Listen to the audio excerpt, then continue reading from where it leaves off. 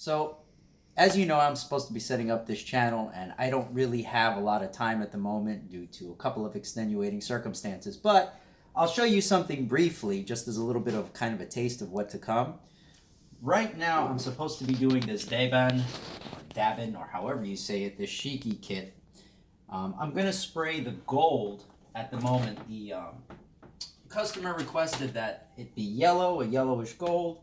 So what I did was I mixed Tamiya X12 Gold Leaf along with Lemon Yellow X8 from Tamiya.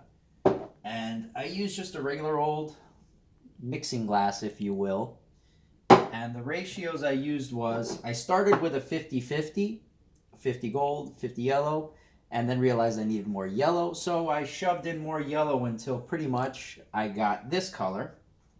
So first off, that right there, if you come a little closer, that is the lemon yellow, and this is the yellow with the gold mix inside of it now too, which I think is going to look a heck of a lot nicer than just doing straight yellow. The metallic adds a bit more depth to it. So again, the mixing ratio came out to mostly, I would say, probably a 70-30. 70 yellow, 30 gold, and that's about what you got right there.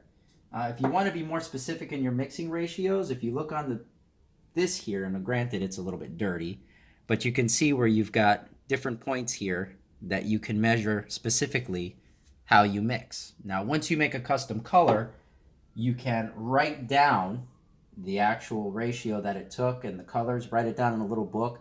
I did that in the beginning when I first started doing this a long time ago. I would write down my custom colors, but since then, I pretty much have it in my head right now. Until I get the desired look. I just mix till I get the desired look. And you can do the same thing as well if that works for you.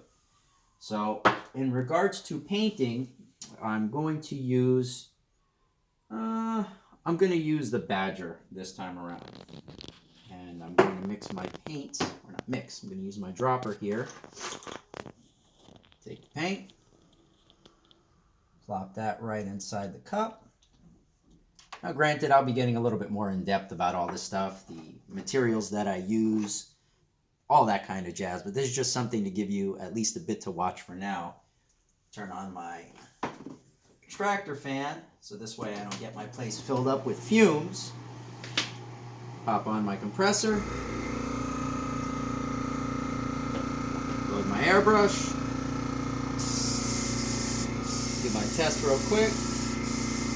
If I want to see what the color looks like, on the side of my airbrush booth I have here, you can see it. I just have an area that I spray little bits here just to test to see if it's the color that I want, which this is exactly the color that I want. These were all wiped down in denatured alcohol. A lot of people swear by priming, which some kits I will prime, definitely. This kit, I'm not going to. The paint actually won't chip off, which I'll show you that, especially after it's clear coated. You just got to be careful with it ahead of time, but the clear coat seals the entire thing anyway. I'll hold about maybe 3 to 4 inches back. My pressure is around 20 psi, and that's basically it. Start spraying before.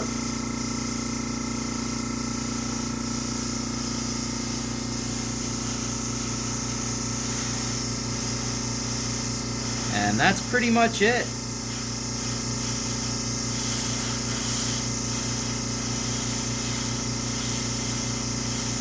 If there's any areas that need to be touched up later on, I could always go back and do that, but I do that before.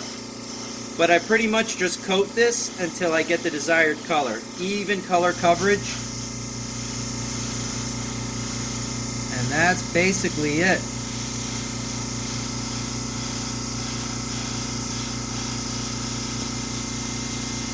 And, yeah. Like I said, if you have any issues with paint, don't feel afraid to make a mistake because it's just paint. You could always go and strip it and redo it again. Now this actually had an issue from the factory, this tiny little nick right here. It's supposed to have the cutout here because that's how it fits, but this was so minuscule, once it's covered up or once you install it, you won't even see that on there. So to me, there was no need in going back and fixing that because you won't even see it.